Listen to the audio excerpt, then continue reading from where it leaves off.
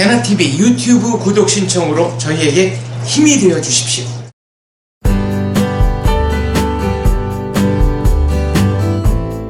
인터뷰 텔라, 오늘은 순정만화에서 튀어나온 것 같은 남정욱 숭실대학교 문예창작학과 교수님과 함께 하겠습니다. 교수님 안녕하세요. 안녕하세요. 네, 저희가 오늘 독점에 대해서 이야기해 볼 예정입니다. 예. 네. 독점이 우리 사회에서 굉장히 부정적으로 인식이 되고 있잖아요. 예. 그런데 예술에서의 독점은 어떤가요? 어떻게 인식이 되고 있나요? 예술에서의 독점은 모든 네. 예술가들의 꿈입니다. 오, 명쾌하다. 그것을 위해서 인생을 바칩니다. 근데 그게 참 힘들죠. 안 돼서 문제지. 그러면 교수님께서는 나쁜 독점은 국가에서 하는 독점이라고 말씀을 해주셨었어요, 예전에. 예. 근데 이제 국가가 독점하는 방법은 무언가를 제한하는 게 한 가지 있고 또 누군가를 열정적으로 지원해주는 게 있잖아요. 네. 근데 이거에 대한 자세한 이야기가 궁금합니다. 일단 그 개인의 입장에서 독점이라는 그거가 왜 좋냐면은 네.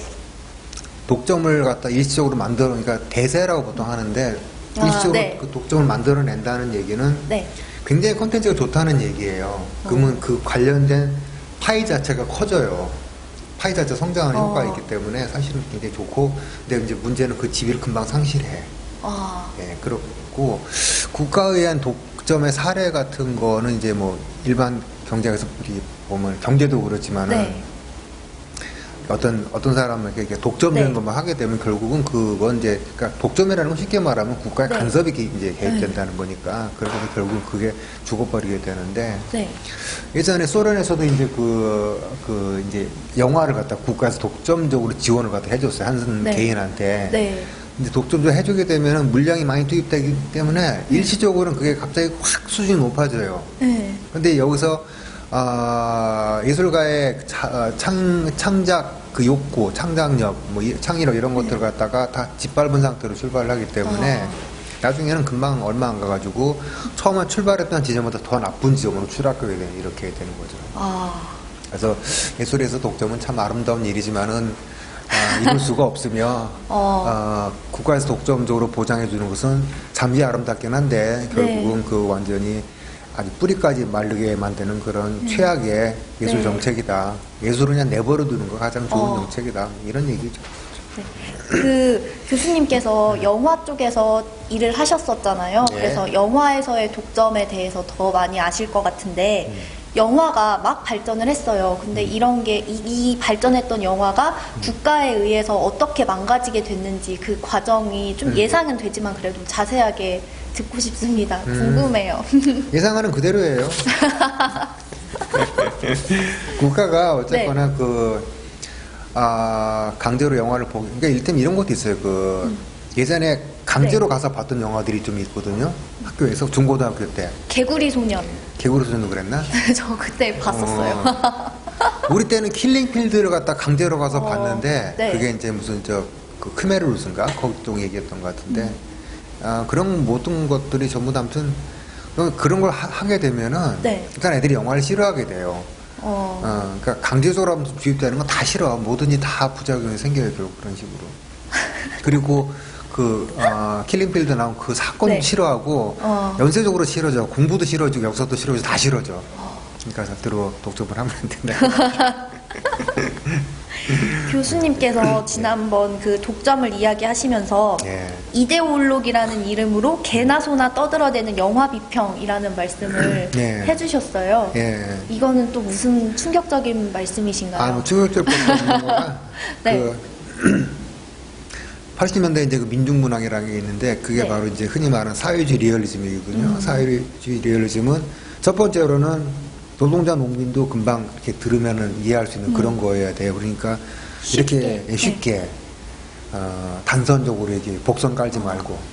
그러니까 이렇게 말하면 좀 너무 잔인한데 개나 소나 쓰고 개나 소나 평론하고 질적으로 하향 곡선을 갖다 그리게 되고 그 시기 한국 문학이 죽었다고 거의 봐야 되죠. 리얼리즘은 가능하면 갖고 오지 말아야 할 유산 중에 하나인데 우리가 가장 한국 문학에서 가장 중요한 게 리얼리즘이거든요. 이제 어떤 이제 민족주의까지 더하게 되면 이제 아주 예술이 되는 거예요. 민족주의 리얼리즘 하게 되면 이제 예술이 갈 데가 없어요, 그러면. 민족주의 리얼리즘은 네. 예술을 이렇게 가로막고 있는 두 가지 이제 양대 그 장애막에다 생각을 할 수가 있고, 그 되게 슬픈 얘기인데 이 네.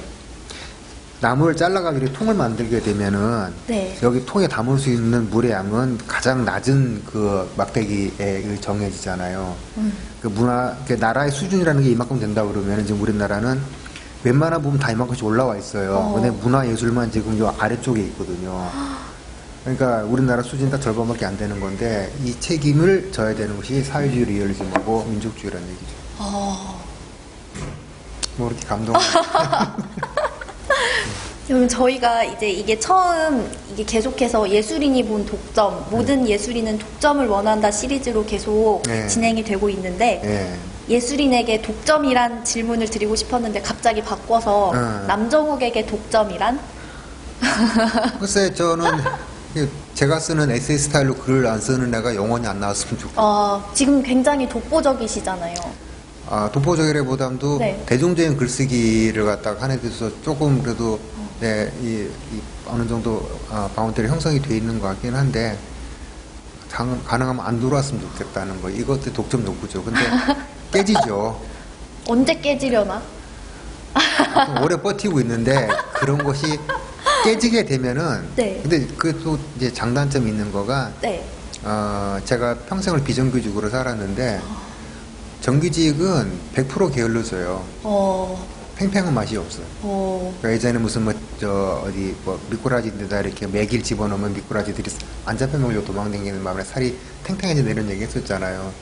근데 안정된 어떤 환경 속에서는 좋은 게 나오기가 어렵고 노력을 안 하게 되고 그러니까 만약에 매기가 없으면 매기를 만들어내서라도 두고 살아야지 되는 게 그런 거 아닌가.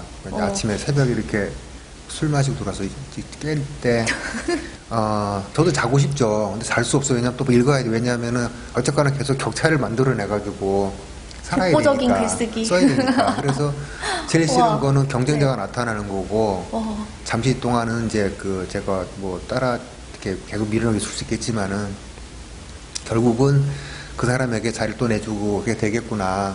뭐 이제 문체가 낡는다든가 아니면 소재가 고리타분해진다든가 뭐 이런 것들 그러면서 발전하는 거죠. 네, 그러니까 저도 다른 사람들한테 이렇게 쓰는 것도 가능하구나 하다는 것을 갖다가 이렇게 보여주게 되면서 다른 글 쓰는 분들도 이렇게 길을 열어주는. 그렇게 되는 그러니까 한 사람이 뭘 좀 잘하게 되면은 다른 것이 덩달아 발전하게 돼 있어요. 모든 예술뿐만 아니라 모든 원리가 다 그렇죠. 예. 저는 사회생활을 시작한 이래로 늘 비정규직으로만 생활을 했는데 교수님과 독점을 이야기하면서 삶의 지혜를 배우게 됐습니다. 저 실리콘밸리 네. 가면 그런 데잖아요. 없는 건 몇 가지가 있는데 저기 정규직에 대한 개념들이 아무도 없대잖아. 오히려 귀찮지. 이렇게 아침에 이렇게 그 창밖으로 이렇게 출근하는 사람들 보면서 정말 열심히들 사는구나 이런 생각을 해요. 나도 열심히 살아야지.